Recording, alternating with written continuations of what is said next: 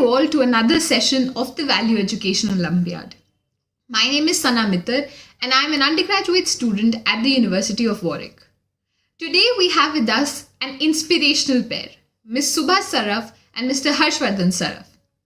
Ms. Subah is a wellness speaker, author, health educator and the founder of the Satvic Movement. Mr. Harshvardhan is also a wellness speaker and an entrepreneur.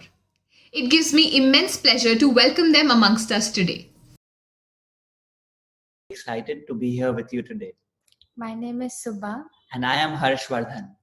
And we are both from the Satvic Movement. Maybe some of you have watched some of the videos before. Maybe you're completely new to this.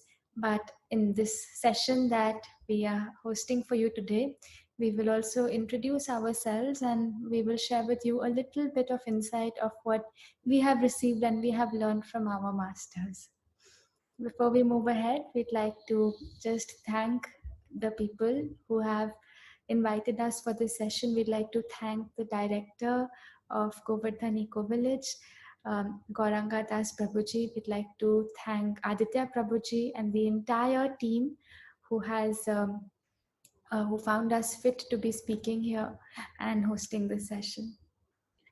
We would like to remember and thank God before we start this session. So for just the next 2-3 minutes, we would request each of you, wherever you are, whoever you are, to simply close your eyes and chant along with us as we chant the Hare Krishna Maha Mantra. You can just thank God for this moment that we have together so that He can help us get into a learning mode so that we can receive some knowledge in this next time that we have together. Hare Krishna, Krishna Krishna, Hare Hare, Hare Rama, Rama Rama, Hare Hare.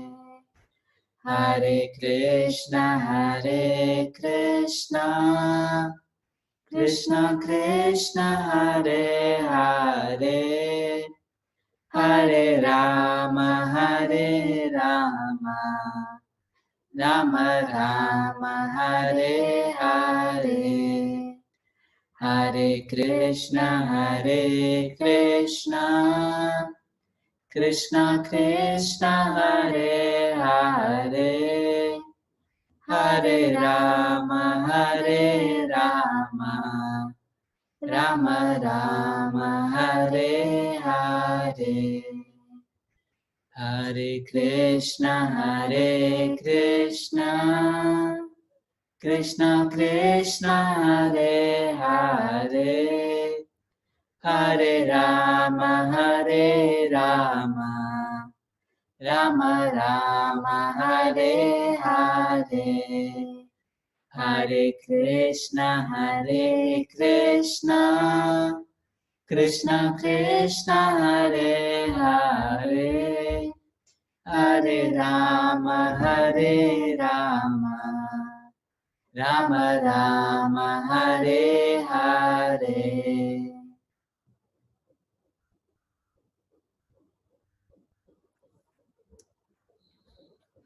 Once again, our deepest gratitude to all of you for joining us.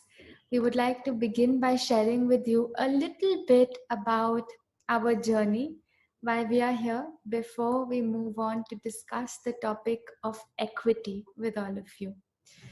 So, both of us have been leading lives where since we were very young, we were suffering from a lot of health problems. बचपन से ही हमें बहुत सारी health problems थी अलग अलग. I was suffering from thyroid. I had something called PCOD. My hair used to keep falling. I was continuously gaining weight. And the doctors used to tell me to keep taking medication. And I was taking medication every single day. 7 tablets every day I used to take. How people used to eat breakfast, I used to take medication. Every color of medication that you can imagine, I used to have in the morning. And despite having so much medication in my life, the diseases just kept on increasing. Same way, Harsh, would you like to share? Sure. So from the time I can remember my childhood, I always had a cold, which means I would have to carry napkins, tissue papers, and just tiredness everywhere I went. I remember I would not be able to pay attention to what's happening in school. I would not be able to relate to many people around me because I would constantly need to sneeze. And I really thought that's how life is, because that's all I remembered. And मेरे को लगा ऐसे ही होता है life, सब ऐसे ही होते होंगे या मैं ऐसे ही हूँ. I remember going to doctors. I'm from Calcutta, so I saw doctors in Calcutta, and the doctors just put me on antibiotics, and that would get me better for a few days, but then the problem would come back. So then we would go to the ENT specialist, the ears, nose, throat specialist, and they would put these fancy equipment into my nose, do scans, and end result would be just more medicines, which means the problem never actually went away. It would just go temporarily and it would come back. I think we all love our children so much. So my family members, they would take me to Bombay, take me to London, take me to fancy doctors. And the results were just more steroids, more inhalers, more sprays, which eventually just the problem got worse. I got skin problems, something which we now call eczema or psoriasis on the scalp and other body parts. And then I started taking creams and shampoos. In short, the problem started changing from one to the other and life just became miserable. And that's where I realized that what I was doing wasn't working. The answer didn't lie in that finding that right medicine or finding that right doctor. Something needed to change because I had tried everything. It had come to the point where I could self-prescribe myself antibiotics. I knew exactly what to take when something went wrong, but nothing would get better. So somewhere along that journey, I realized that what I was eating, what I was putting in my mouth would decide if I would have skin problems the next day or not. It wasn't something I was born with. It wasn't something like how God made me. It was my choice whether or not I wanted the problem tomorrow. And that's when I started changing my food habits. Simple changes, which we'll talk a little bit about today, which allowed me to completely eradicate the disease from my life. Today, I don't have any skin problems. I don't have any nose problems. I don't have any throat problems. And I fall sick maybe once a year, which I recover in just 3 to 4 days after resting. No medicines. And I think the most freeing of all is I can dream. I can dream to do what I want. I don't have to be worried about going into a social gathering. I don't have to be conscious about how I look when I have napkins falling out of my pocket. And that self-confidence has come back. So that's what sort of made us meet. You want to share how we met? Sure. So similar to Harsh, I had a journey where I was suffering from a lot of diseases, and then under the guidance of some masters, I learned that the solution to every disease doesn't lie in pills and potions and medication. It lies in following simple laws of nature. What we are here to also share with you today. Simple laws of nature that the human body has been sent to follow. Since the time we landed on this earth, our body has been designed to follow some laws that govern the body, and whether we believe in these laws or not, they still apply to us. So once we started following those laws could be laws such as eating food that comes straight from nature, straight from farms instead of factories and big processing units, eating foods that have been cooked, which are sattvic in nature, which have been minimally cooked, or which are not greasy, oily, establishing just a connection with nature, with sunlight, with all her elements, with the 5 elements: earth, water, ether, fire, and space. So once we started following all these laws, our health problems automatically reversed, and we realized how powerful these laws were. And we thought, now that we've gotten these, we cannot keep them to ourselves. Our masters always shares with us that if you have received something, it's your duty and responsibility to share it with others. So we began to share these principles with other people, and we saw that whoever was following these laws was able to reverse their big health problems just by changing their food and their lifestyle. Then we started making videos about it. We started sharing this knowledge through workshops, through books, and slowly the movement built and carried on, and now we call that movement Satvic Movement, which is simply an initiative to bring this world from a state of tamas and rajas to a state of sattva, so that eventually we can all understand and realize our true father, our father, God. So that is what has brought us here. In this journey, we have realized it is our duty not only to receive benefit from nature and reverse our diseases, but also to give back to Mother Nature. And that is also very much in line with what this Olympiad is designed and situated around.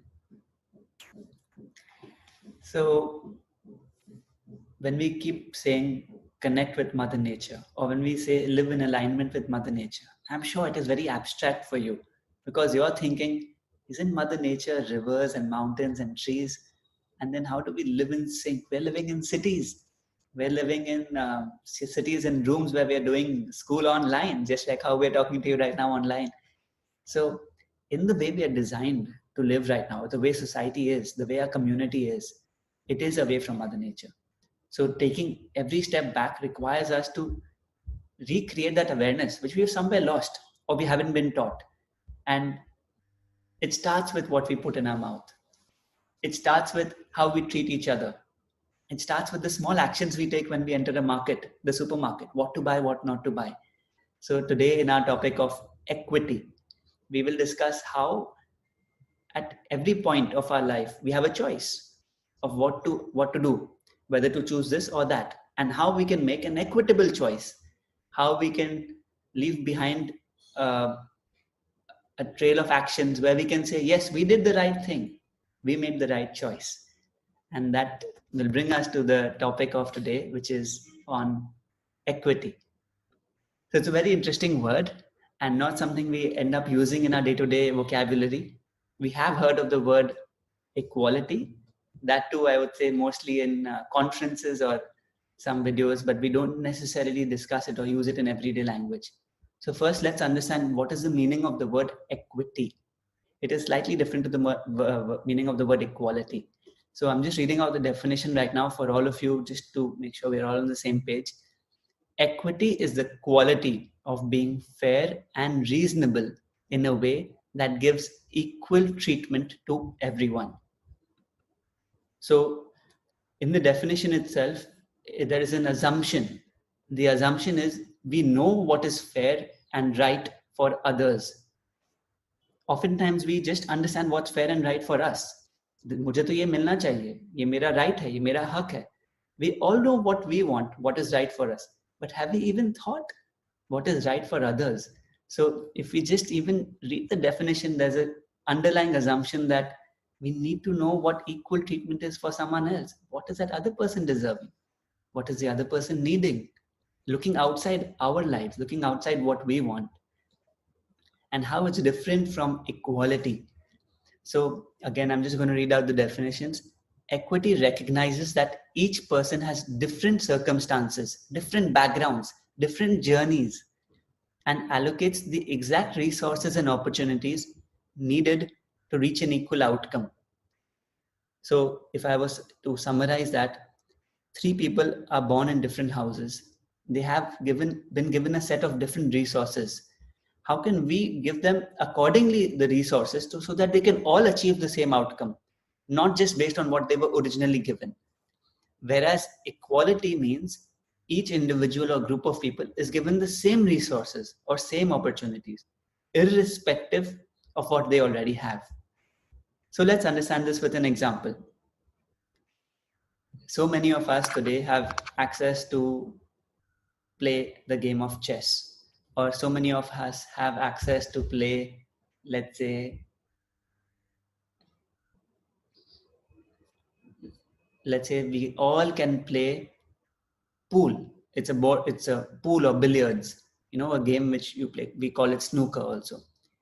However, those who are living in an underprivileged society, their basic needs of food, of shelter, of clothing isn't being met. So they don't have equal opportunity to play a game like chess or to play a game like billiards or pool or snooker. So when we think of equality, just giving them all a pool table and say, okay, now we should all play pool or we should all play chess, That's equality, where everyone is just getting the same thing. But equity means, hey, hang on.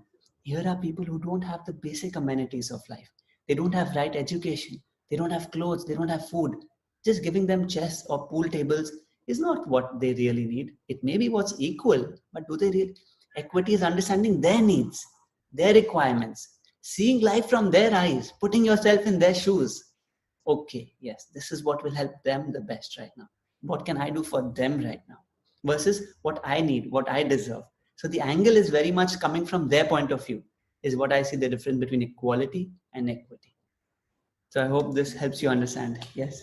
Another beautiful example that Harsh was sharing with me yesterday was, imagine that you have a race in your school and there are 10 kids standing.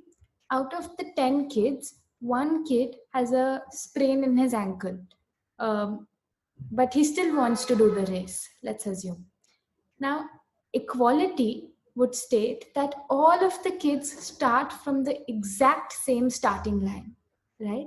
Because they all should be treated equally. So even the kid, including the one who has the sprain in his leg, he starts with all the other 9 kids. But equity will be a little bit different. If we are prescribing to the law of equity, it would mean that the person who has the sprain in his leg, he gets to start from a little bit further. He gets that advantage so that ultimately he is receiving the same benefit to make it equal for all the 10 kids. Similarly, there was also a beautiful example stated in the book that all of you have received.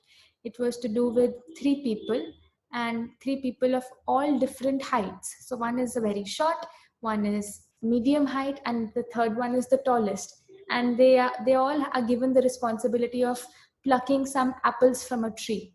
Now, the rule of equality will state that a similar stool is placed for everybody below their feet so that all of them can pluck apples. But would that really, in the essence, really be equal? No. Why?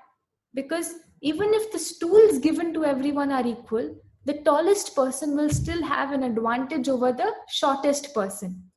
So if we have to really be just, then what do? We may have to give different heights of stools to everyone. In the short term, it may seem like we are being unequal, we are not being just. But ultimately, what's happening?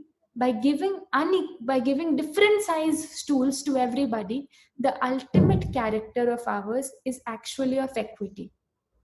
So equity doesn't mean giving everyone the same thing or giving everyone the same quantity of the thing. It means recognizing the strengths, the weaknesses of different individuals and accordingly providing them. One easy way you can practice this in your own homes is, there are so many people helping us, our guards, our domestic help, someone who's driving the bus for us, and some of them have 1 child, some of them have 2 children, some of them have 5 children. Now, how is it fair that we are giving them all the same salary? If someone has 5 children to look after, really they need more money to support their family. They may be doing the equal amount of work as someone who has only 1 child, and they're getting paid equally. So it may be equal in terms of pay, but is it equitable? So the question to ask is, have I thought from that person's point of view? That person has 5 mouths to feed. So we must think and see what we can do to help them in that scenario. I think that shift in saying I'm equal, I'm just, I'm fair, versus let me go into that other person's shoes, see life from their point of view. That will automatically take away requirement of equality and just make a more human connection, which is what an equitable connection would be. All right. There was also a beautiful story that was stated in your reading material, and it was the story of Lord Ram and the squirrel. So, how many of you remember this story? Okay, so we were just reading the story yesterday. For those of you who may not have read it so far or who did not understand, we'll quickly summarize the story for you, because the topic that we're going to discuss next is very much in line with this story. So This was a story of Lord Ram and the monkeys, and this was right before when Lord Ram goes to fight Ravan uh, to the Lanka. So while they were preparing the bridge, the Lord Ramji had asked the monkeys to build a bridge over the sea, and the monkeys were all very busy. They were the whole Vanar Sena was collecting big stones and rocks, and they were bringing it to the sea to build the bridge for Ramji and Lakshmanji to walk on. And it was very difficult work. It took a long time, and they were working very hard in difficult circumstances. Day and night they were working, and they were also feeling very proud of themselves. They were feeling proud that they were able to help Ramji. Ramji was proud of the entire Vanar Sena, that they are working so hard for them to build a bridge so that Ramji can go and take back his wife Sita ji. So one day, there, there was a small squirrel in this whole scene, and the squirrel was just going up and down the seashore with little small tiny pebbles in the mouth of the squirrel. And because the squirrel is so tiny, it could only carry very small little pebbles in his mouth at a time. And on the other hand, there were monkeys who were carrying big stones. So imagine a little squirrel carrying a small little pebble in his mouth, and a big monkey carrying big boulders of stones on their shoulders. So as soon as one of the monkeys saw the squirrel, the monkey called the squirrel and he shouted like, "Why are you in my way? Let me go. You're stopping me from crossing this path." And um, the squirrel was just taken aback, and squirrel said, "I'm so sorry, my dear monkey brother, and please tell me what can I do for you? How can I help? Is there any way I can do to help you?" But the monkey was so angry. He said, "I'm helping Ramji build a bridge. I'm working so hard. And what are you doing? You're getting in my path and you're disturbing me." And the squirrel said that, "But I'm not here to disturb you. I'm also here to help you. I want to really help Ramji build this bridge." And the monkey then, he laughed so hard. He was like, "Ha ha ha ha ha ha ha ha. How can you help me? How can you help us, you little squirrel? Have you even seen the size of your mouth? You can't even lift a small stone. Forget helping build this bridge." And the squirrel felt terrible, and the squirrel just went away from them. And as soon as this happened, Ramji observed this whole incident, and he said to the monkeys, "You better not make fun of the weak, because your strength is important. You're carrying the stones here, you're carrying big boulders here. But do you even realize that without these tiny small pebbles that the squirrels are bringing, your big stones will not be able to hold themselves together? The small little pebbles that the squirrels are carrying are actually filling those gaps between the huge stones." And as soon as Ramji scolded the monkeys, they realized their mistake, they felt ashamed, and they bowed their heads down. And then Ramji went on to explain how every small task is as important as any big task, and how sometimes when we are living our lives, we start to think that it's only the big tasks that matter and the main people that matter. If we are in a school, we start to think that it's only the teachers and the principals who matter.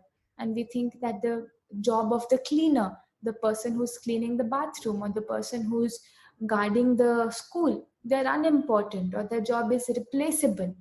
But what Ramji taught the monkeys was that everybody's effort is equal. It's not like there's some jobs that are small jobs and some jobs that are big jobs. Without the other, it is nobody will be able to do the job. If the person who's cleaning the bathroom does not do his job well for even one day, will the principal be able to function properly? No. And vice versa.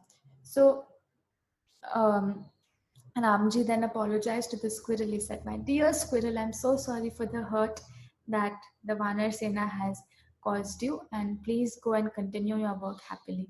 And the squirrel went back, and as Ramji said this, with 3 fingers of his, he just stroked the back of the squirrel and touched it. And that's what we also see today in all the squirrels around us. 3 lines on the back of every squirrel, which is nothing but um, the memory of Ramji while this whole incident took place. There's one part of this story which really stuck with me when I read it, and I want to share it with all of you. When Ramji was telling the monkeys that this is not how you behave with our little squirrel, he also added one line in there which is so very important. He said, "Your strength or what you do is not much important. What matters is your love, and this little squirrel has love in his heart." And but the way we are conditioned is to only see what's on the outside, is to only see कौन कितना मेहनत कर रहा है, कौन कितना value create कर रहा है, and the love and the emotion that is going in is, we need another pair of eyes to see beyond what we see on the outside. And for Ramji to be able to see through, whether squirrel, whether monkey, whether large, whether small, pebble, rock, whatever, the emotion, the what we call the bhav is what matters. And yeah, I feel like when we are thinking of equality, it's a very logical orientation, logically thought. We can think of, are we being equal or not? Are we distributing it equally? When we think of equity, there's no it is logic, but logic is kept aside. We have to think from our heart also. Is this what's really needed? Is this what's right? Is this what's fair? And not always can we apply formulas when it comes to equity. So I really enjoyed that part of the reading. What Harsh was just sharing, it also reminded me of another story. It's called the Banana peel story. Yes, it's called the banana peel story. It's a little bit off topic, but it's such a beautiful story, and I think all of you will love this story. So we're quickly going to share it with you. So this story took place in right before the Mahabharat war, and there were the Pandavas and the Duryodhana and the Kauravas. And Duryodhana was really, he wanted Krishna to come on their side. So he tried every effort of his. One day he went to Lord Krishna and he said that he really wants Krishna to come to eat at the place of the Kauravas. And Krishna said, "But I cannot come right now to your place." Duryodhana said, "Why can't you come?" Krishna said, "Because in order for me to go to anybody's place to eat, there needs to be 2 conditions which should be met. Number 1, I should be hungry. And number 2, I should have a loving relationship with that person. And right now, Duryodhana, I'm neither hungry nor do I have a loving relationship with you. So I'm sorry, I cannot come right now." And as soon as Krishna said this, he went away from there and he left. And Duryodhana really tried hard. He said that I've made all the delicious foodstuffs of the world, from gulab jamun to dal makhani to the best shahi paneer, everything. And everything is set for you in golden plates and golden trays and golden glasses. But Krishna said, "I'm not hungry. I don't have a loving relationship with you. I can't eat right now." And he went. Then Krishna was walking in the forest, walking. Suddenly he saw that there was a small, tiny hut. And to his surprise, he realized it's the hut of his dear friend, Vidur. And he just knocked. And when he knocked, he realized that Vidur is not at home. But Vidur's wife, her name was Vidurai. Vidurai was there at home. So Vidurai opened the door, and as soon as Vidurai opened the door, she saw Krishna and she was just awestruck, because Vidur and Vidurai both were they used to really pray to Krishna. They were great devotees of Krishna. And imagine somebody who you pray to somebody who you spend every passing minute of your life thinking about, they come and knock on your door. How will you feel at that moment? That's exactly how Vidurai felt. She couldn't think for 2 minutes. She was just so awestruck. And as soon as Krishna entered, he said to Vidurai that, Vidurai, I'm feeling really hungry. Do you have anything at home? Now, Vidura and Vidurai both were very poor, and they didn't have any food to offer Krishna. And Vidurai felt ashamed at that time. She bowed her head and she said, I'm sorry, I don't have anything to feed you right now. She felt very, very ashamed. Krishna said, anything will work. Vidurai suddenly remembered that there are some bananas that are kept at home. So she said, oh, I have some bananas. So she welcomed Krishna in. She made Krishna sit down in the house, and she quickly went, grabbed the bananas and came back. She was still very awestruck. She couldn't believe. She was not in her senses only. She started peeling the banana, and with her own hands, very lovingly, she was a great devotee of Lord Krishna. So she started feeding the bananas to Krishna. And one by one, she peeled the banana, fed it to Krishna, peeled another banana, fed it to Krishna, peeled the third banana, fed it to Krishna. And you could see that Krishna was just closing his eyes. He was enjoying every single bite that Vidurai Mai was feeding. And suddenly, while this whole loving exchange between Krishna and Krishna's devotee was happening, suddenly the door knocked. Knock, knock, knock, knock, knock. And who came home? Vidur came home, was the owner of the house. And as soon as Vidur came home, he shouted. He said, oh my God! Both Krishna and Vidurai, they were just suddenly shaken. And Vidur said, what are you doing, Vidurai? You've committed a sin. What is it? What's happening? And as soon as Vidur started shouting, Krishna said, shh. And Vidur said, but why? Why are you asking me to keep quiet? And Vidur said, don't you see? Don't you see she's feeding you the banana peels? And Krishna said, yes, I know.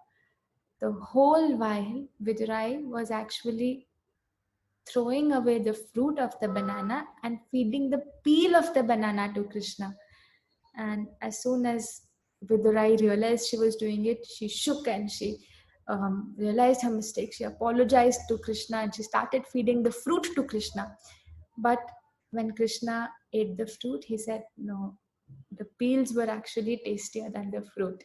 Because when you were feeding me the peels, you were in so much love, you were in so much joy, you were in such a devotional mood. From your heart you were doing it. I was actually enjoying that more.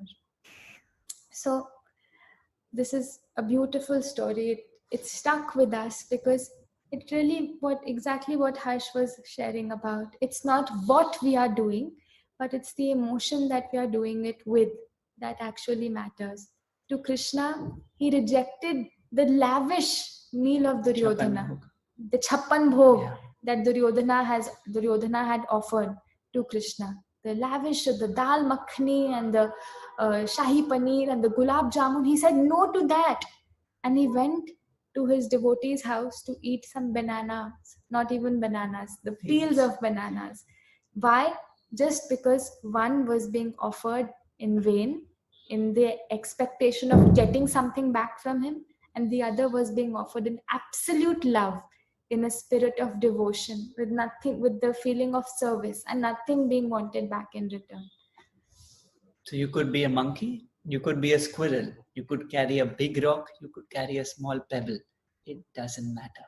Why are we doing what we are doing? What is our intention? What is the spirit from where we are doing it?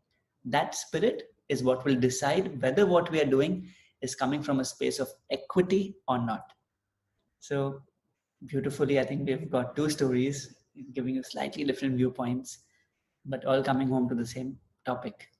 There's one more poem which I would like to quickly read out. This is a poem which is very close to my heart, and I think it really brings home the concept that we're studying today. It's a poem by Ralph Waldo Emerson, and it's called The Mountain and the Squirrel. So I'm going to read it out for you. Since you don't have it in front of me, just close your eyes and pay close attention to the words, and then we'll discuss it quickly. So it goes like this. The mountain and the squirrel. It's also about a squirrel. The mountain and the squirrel had a quarrel, and the former called the latter little prig. Bun replied, "You are doubtless very big, but all sorts of things and weather must be taken in together to make up a year and a sphere. And I think it no disgrace to occupy my place. If I'm not so large as you, you're not so small as I, and not half so spry. I'll not deny you make a very pretty squirrel track.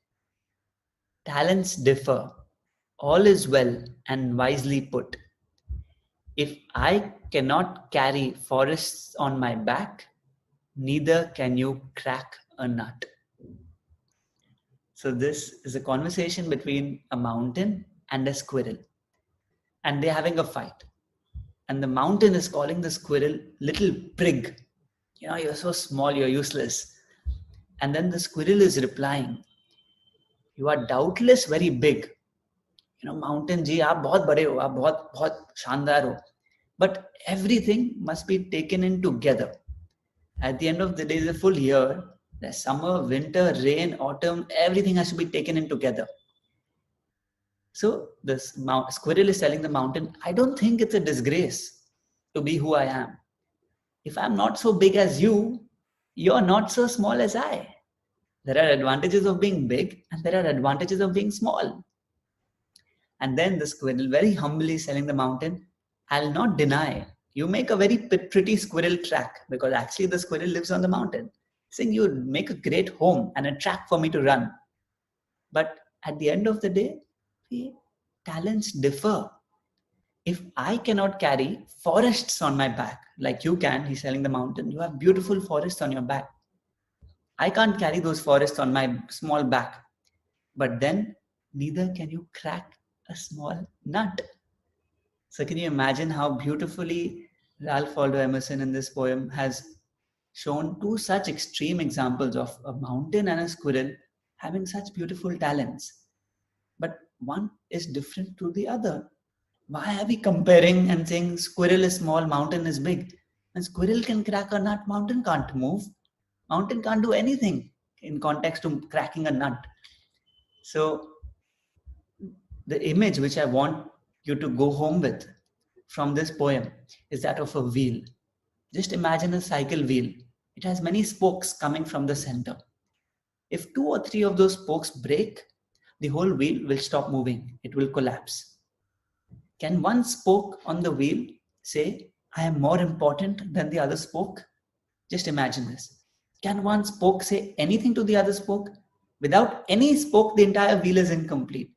Yet all the spokes are equal. They all have their roles to play. So when we realize what is our role, we'll simply do that to the best of our ability, with the right emotion, with the right devotion, with the right bhav. It won't matter whether someone else is carrying a bigger rock or a smaller rock, whether they can crack a nut or not. We are doing what we can do best today, as per the abilities given to God to us by Him. So I hope the story, The Mountain and the Squirrel, has helped us realize that we all have our own strengths. We all have our weaknesses. And when we act as per that, we don't see differences in each other. We don't need to think how we will be equal amongst all. We are not meant to be equal. There are some who are doing different. There are some who are doing different things. When we can see where the other person is coming from, we will be equitable towards all. We can practice what we call equity. So how do we apply this in our own lives? What we have learned from, whether it's the story of Ramji and the squirrel, or it's the story of the mountain and the squirrel. So just remember, as soon as in your life, there may be many incidents when you start feeling like you're more than the other person. You are more superior than the other person. You deserve more than the other person. Just remember at that very moment that it is nothing but our own ego which is coming out in that way. ultimately, we all need to remember that we are all here for a purpose. We are all instruments of God. And God has not made one instrument better than the other. God has not made one instrument more important than the other. Without the other instrument, the first instrument cannot do its work. So let us all in our heart always remember we all have a role to play, and never to think we are better than the other. Because when we are thinking, it's nothing but our ego creeping in. So, like we shared with you, uh, we both are part of this movement called Satvic Movement, where we are helping, starting from us, helping others connect with Mother Nature. And one important aspect of Mother Nature are her animals and the entire animal kingdom. And we want to share with you a little bit in detail as to how today we've become disconnected with this huge part of nature, and how, let alone equity, we are not even practicing equality. So, if you can go a little bit more in detail on that. Sure. So, as Harsh said, what we've spoken till now about has been about how can we be equitable towards other human beings around us. How can we be equitable towards the helpers that we have at home, towards our friends, our family members. But if there is one class of our population, if there's one class of the living species that we are most inequitable towards, who we are most unequal towards in today's day and age, can anybody guess who that is? It is our dear animal kingdom. The animals who God has given on this planet, who we choose to kill and eat as meat, who we choose to harm, and for their flesh, for their meat, for their bones, for their tusks, for anything. So many of you may already be vegetarians, many of you may not be vegetarians, many of you may be continually asked about why you have made this decision in your life to be vegetarian, why you are vegetarian. So whatever space you are in, we're going to discuss a little bit about why vegetarianism, what is the need for being equal, for being equitable towards our animal species. So the first topic that we're going to discuss will be about the simple biology of animals, humans. And in animals, we learn about the difference of biology between non-vegetarian creatures and vegetarian creatures. So in nature, if you see the nature around you, Mother Nature has made each species different. And by looking at the physical features of that species, you can guess, you can understand whether that species is made to be vegetarian or that species is made to be non-vegetarian. So if you see, let's say, all the omnivores and the carnivores, so you will see how will their teeth be. They will have extremely long and sharp teeth, right? If you see, just close your eyes and imagine the teeth of a lion or of a tiger or of a wolf or a bear. How will its teeth be? Very, very sharp teeth. So sharp that it can put its teeth inside flesh and tear that flesh apart. Now close your eyes again and think about the teeth of all the herbivore creatures that exist upon this earth. So think about the teeth of a camel, think about the teeth of a cow, of a horse. How are their teeth? Are they sharp and pointy? Not at all. They're quite the opposite. They have flat teeth, absolutely flat teeth. Now check your own teeth. How are your teeth? Are they large, sharp, and pointy, or are they flat, like the cows and the horses and the camels? They are flat. Why? Because Mother Nature has not designed our bodies to tear apart meat, not just teeth. You can also look at the nails. So if you look at the nails of a lion or a tiger, how are they?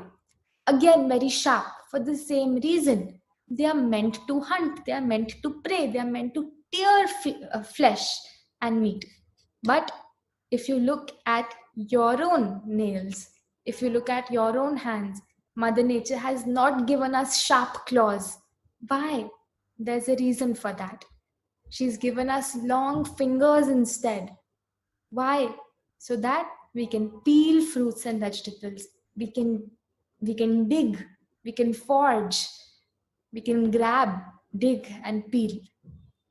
So looking at the physical features of our bodies, we can understand we are not meant to consume other animals. We are not meant to tear apart flesh, meat. We are meant to be one with animals. We are meant to be eating plants and not animals. So just like we've seen the teeth and the fingers, we can also see vision. So how many of you have seen in the dark when you look at the eyes of a carnivore creature? If you see the eyes of a cat, even if anybody here has a cat at home, or if you see the eyes of a tiger when it's dark, you'll often see, even if you search it on the internet right now, their eyes will be shining. Do you know why?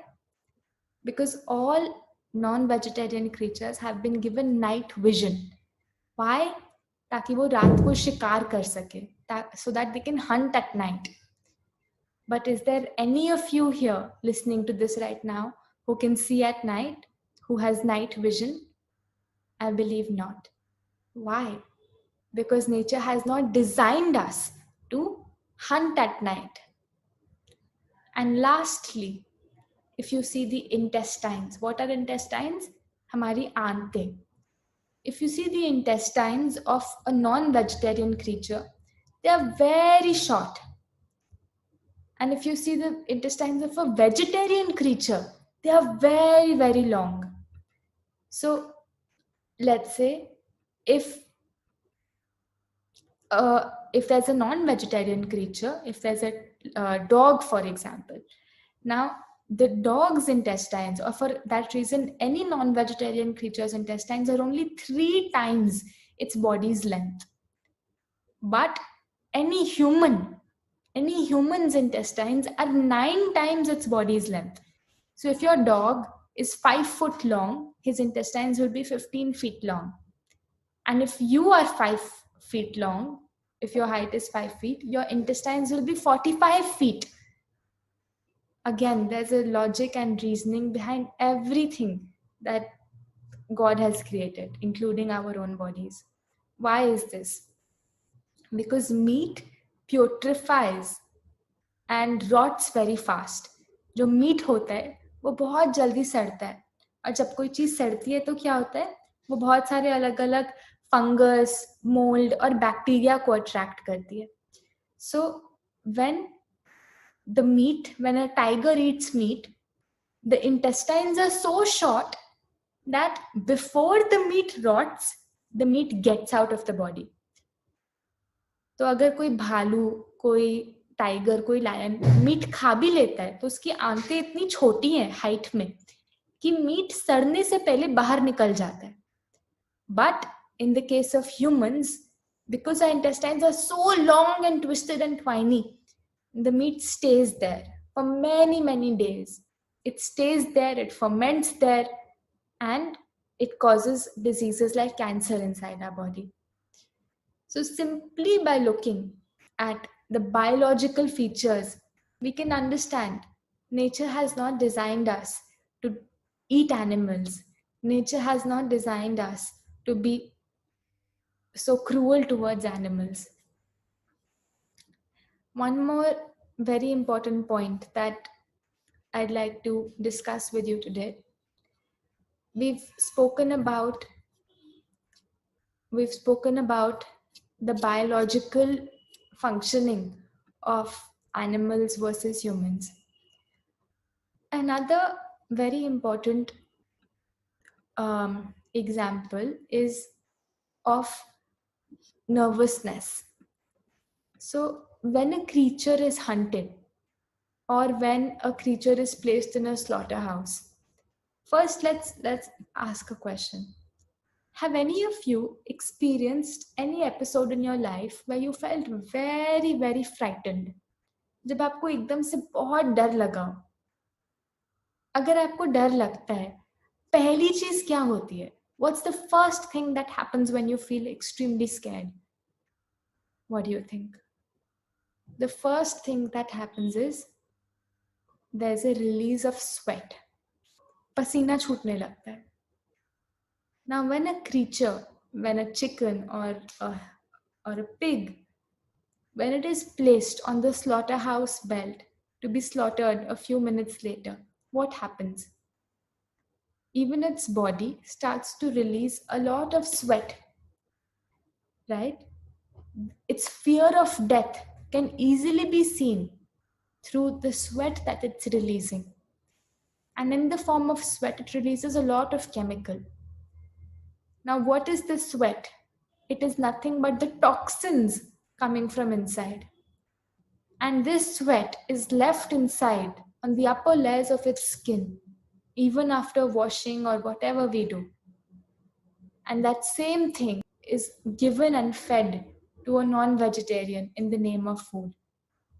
So when we are eating meat, we are not only eating the meat, the flesh, but we're eating all these toxins, all the sweat, all the disgusting things that come with it.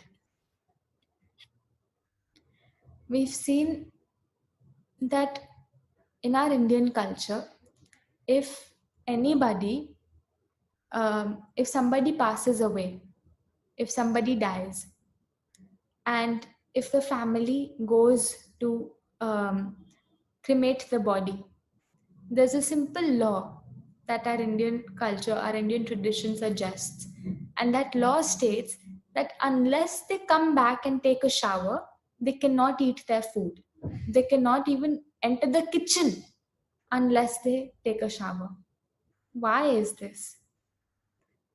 Because our ancestors who created this law, they knew that when a creature dies, their body releases a lot of chemical substance, a lot of negative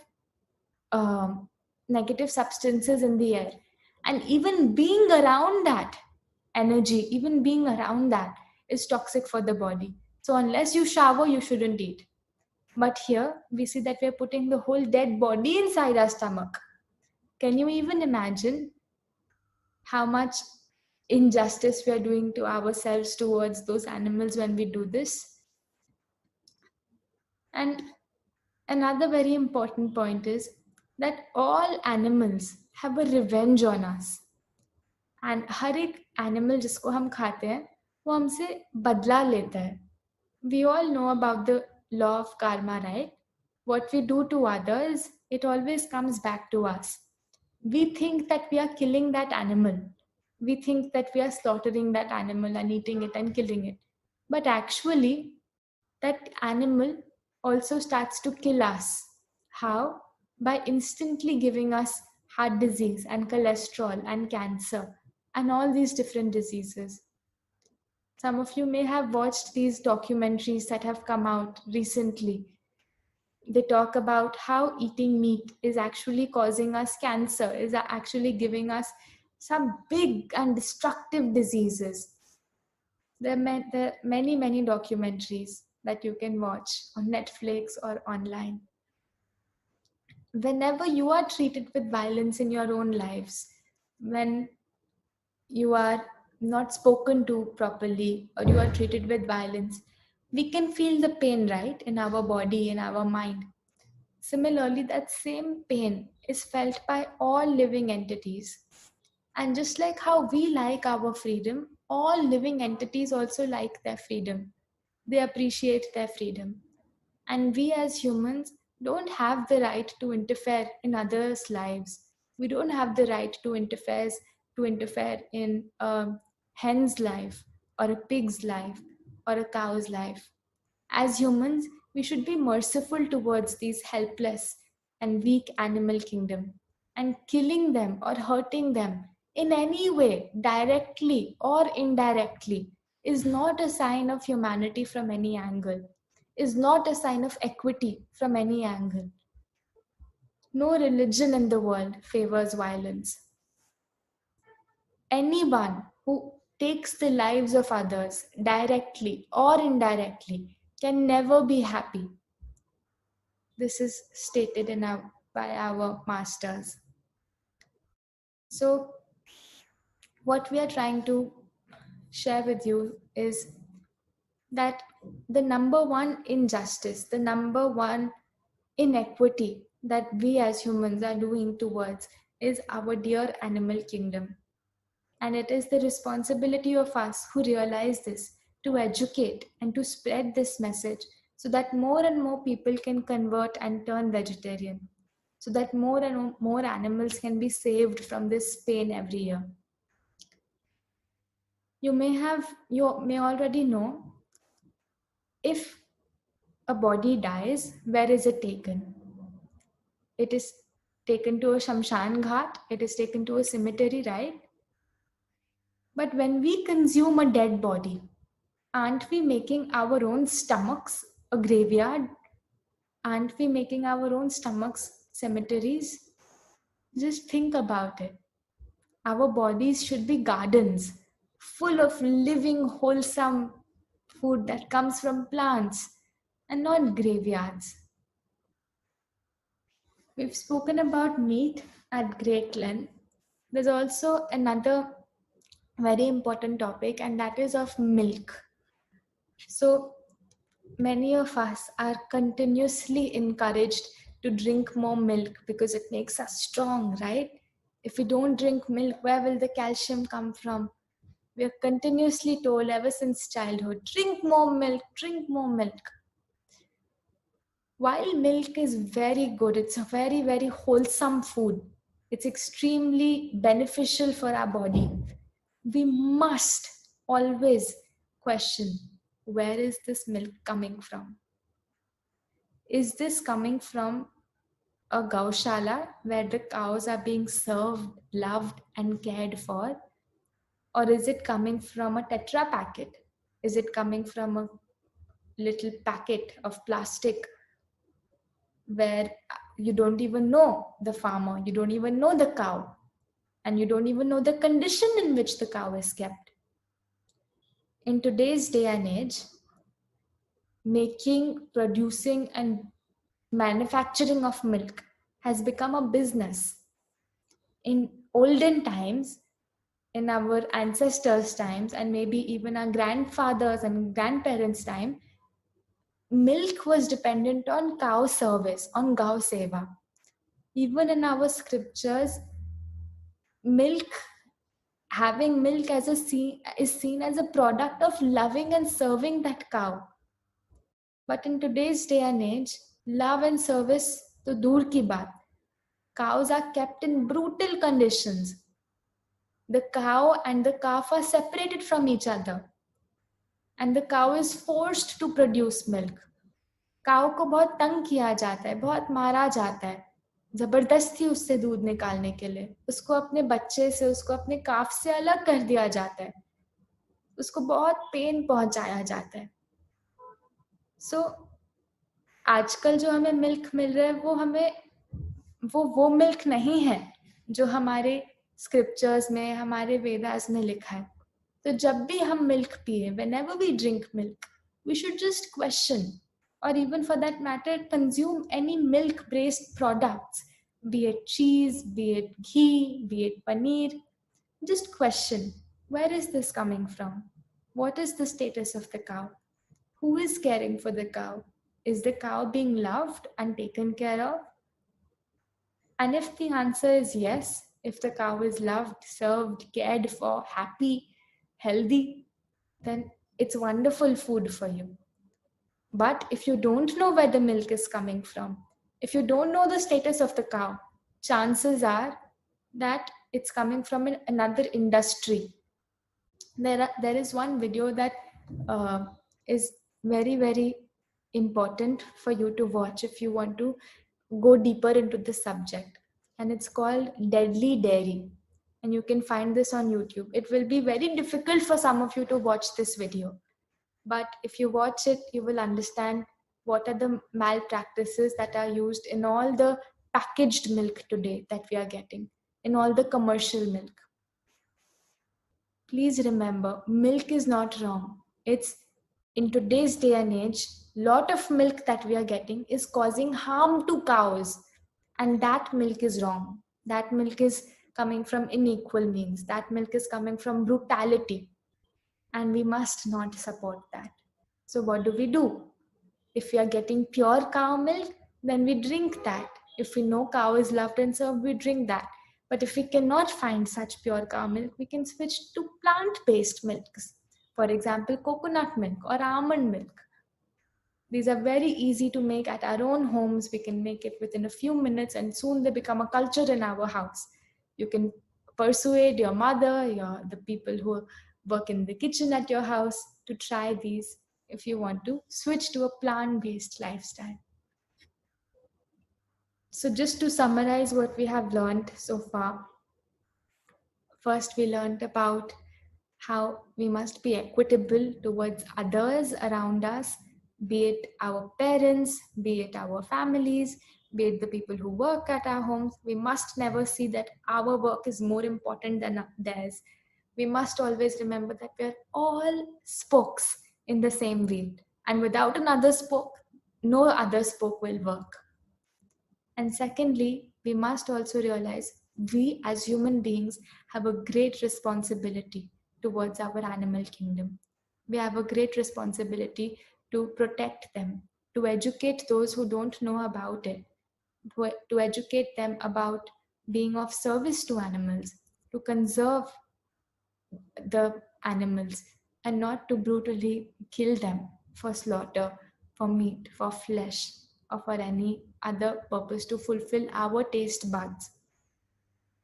So just a few steps that you can take to simply be more equitable in life, to simply realize and practice this value in your life. So that's all we want to share with you. Moving on, we have some questions that I'd quickly like to share and see. So the first question has been asked by Divya. Why do we face challenges in applying values to life? So this is a very relatable question. I feel it's something that may be in the heart of many of us, that समझ तो सब कुछ आ जाता है, लेकिन इसको apply कैसे करें? 10 दिन बाद तो इसके बारे में हम शायद भूल ही जाएं, या फिर इसको एक्चुअल इम्प्लीमेंटेशन में कैसे लाएं? So right now there are two things that I can think of why we face difficulty in actually bringing these values to life. Today we are sharing with you the value of equity. Maybe in the past different sessions there are many values that you have learned about that you're finding difficult to implement in your life. The first reason why we are not able to bring these values into life is because of poor association. There's a beautiful quote that I'll quickly share with you. This was on the power of association. It said, "The raindrop from the sky, if it is caught in the hands, it is pure enough for drinking. If it falls in the gutter, its value drops so much that it can't be used even for washing the feet. If it falls on lotus leaf, it shines like a pearl. And finally, if it falls on an oyster, it becomes a pearl." Quickly share it again. अगर एक बारिश की बूंद जो आसमान से गिरती है, अगर वो किसी ने अपने हाथ में पकड़ ली तो वो पीने लायक शुद्ध होती है. अगर वो किसी नाली में गिर जाती है, गटर में गिर जाती है, तो वो इतनी खराब हो जाती है, उसकी वैल्यू इतनी गिर जाती है कि कोई अपने पैर धोने के लिए भी उसको इस्तेमाल नहीं करेगा. अगर वो एक लोटस लीफ पे गिरती है तो वो एक पर्ल की तरह शाइन करने लगती है. आपने कभी देखा है लोटस की लीफ पे जब बारिश की बूंदें गिरती है वो एकदम चमकती है, बहुत ब्राइटली चमकती है. एंड फाइनली अगर वो ऑयस्टर के अंदर गिरती है तो क्या होता है? वो रेन ड्रॉप खुद पर्ल बन जाता है, खुद एक सुंदर सा पर्ल बन जाता है. रेन ड्रॉप सेम था, the drop was exactly the same, but its existence and worth depends on whom it is associated with. Raindrop being the same, what it comes in contact with defines its existence and worth.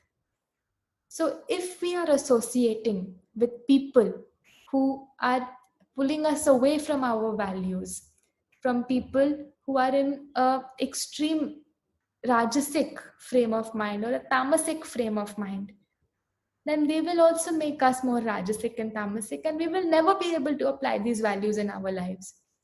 But if we are associating with people who are sattvic, we are associating with people who are uplifting us, who are giving us these values, we will automatically be able to imbibe these in our lives. One very important thing, it's not only about the people who we associate with. In today's day and age where we're in the times of corona, maybe we are actually meeting people very less physically, and maybe our association is more with the kind of TV shows we are watching, with the kind of websites we are surfing on, with the kinds of people we are associating with on social media, on Facebook, on Instagram, on YouTube. What are we watching there? What are we consuming there? Are we watching things that are violent? Are we watching things that have a lot of fighting? Are teaching us how to be more and more tamasic? Or are we watching things that are actually uplifting us? Are we watching things that are giving us more knowledge, which is building our foundation of these values? So remember, all of this contributes to whether or not we are able to imbibe these values or not. You could be learning the best of the best things, but if our association is continuously taking us away from it, those best of the best things will have no benefit on us. So coming back to the question that was asked by Divya, why do we face challenges in applying these values to our lives? The first reason which we have experienced in our lives is poor association. And the second reason is not taking consistent knowledge. So you all already know that in order to change behavior, we need to take knowledge, right? When knowledge comes, behavior changes. And once we meditate upon that knowledge, behavior changes. There's also a very, very important concept. One is just to hear. Right now, you may be hearing about all these values, and बहुत अक्सर ऐसा होता होगा, एक कान से सुना दूसरे कान से निकल भी गया. But it's another thing to actually contemplate on that knowledge, make it your own, imbibe it deep inside you, so that it becomes a part of you. It becomes a part of every cell of you. These are two very different things. So just by hearing something, you cannot expect to imbibe it. But by truly absorbing something deep inside you, you can expect to imbibe it. But the question is, how do we imbibe? How do we absorb it? So something that's really helped us in our lives is writing. Whenever we are taught something, whenever we are shared some deep knowledge that we want to bring into action in our lives, we write, we make notes. We keep revisiting those notes. We write notes, then we write our transformation. What are we going to change from the next day? We write our realizations that the knowledge we have received is good, but what is our realization of that knowledge? For example, in this talk about equity, there may be many notes that you may have written, but if you also write, what have you realized from this? You may have realized that there is one person in your life or in your home that who you are not treating with equity. You may be able to write what steps you can take towards treating them with equity tomorrow. So you're going one step deeper. So the deeper you go in your writing, the more you will be able to apply these principles to life. Don't expect that just by hearing all of this will come into action. It does not, it happens very rarely. We have to do deep introspection. We have to do deep study to bring these into action. Our next question is by Simran, who asks, we all say we are doing one thing or the other for the environment, but our carbon footprint is increasing every year. Where are we going wrong? So if I understand the question correctly, what Simran's asking is that every year we are launching new rules about how to protect the environment, no more plastics, no more recycling. But despite all our efforts, our carbon footprint is increasing. They are causing more harm to nature every passing year. Why is this happening? And the first reason that we can think of, the change first needs to happen here, and then it will happen in action. If we try to bring the change first in action, it will never happen because nothing is shifted here. Nothing has changed here. Unless we realize who this Mother Nature is, unless we realize that we all have a connection with this Mother Nature, unless we realize how much we have how much gratitude we have for Mother Nature, how will we ever bring respect for her into our actions? We will not be able to. So the first thing is to understand that Mother Nature is giving us so much every single day. Every single morning when we open our windows and the sunlight shines through our windows and our balconies, that's Sun God who's giving us the rays every single day. One day he doesn't come and the earth will be gone for a toss. But when we never express or we never realize how much the Sun God, how much Mother Nature has given to us. The food that we are getting from nature, we take it for granted. We think ye to milna hi hai hame. We forget that Mother Nature has grown it with her soil, with the wind, with the air, with the water. She has grown every single vegetable for us with so much love and care. Once we start realizing that there is actually a Mother Nature who exists, and once we realize that there is a responsibility, there is a duty that each one of us has to play to reciprocate our love to our mother, to Mother Nature. Once we realize that, we will automatically be able to stop plastic usage in our lives, recycle more, consume less, save more electricity, take all the steps to be more environmentally sustainable. But first, the shift needs to happen here, and then it will happen in our actions. So these were the two questions that we wanted to just share what we have learned in our lives. And with this, we'd like to bring the session to a close.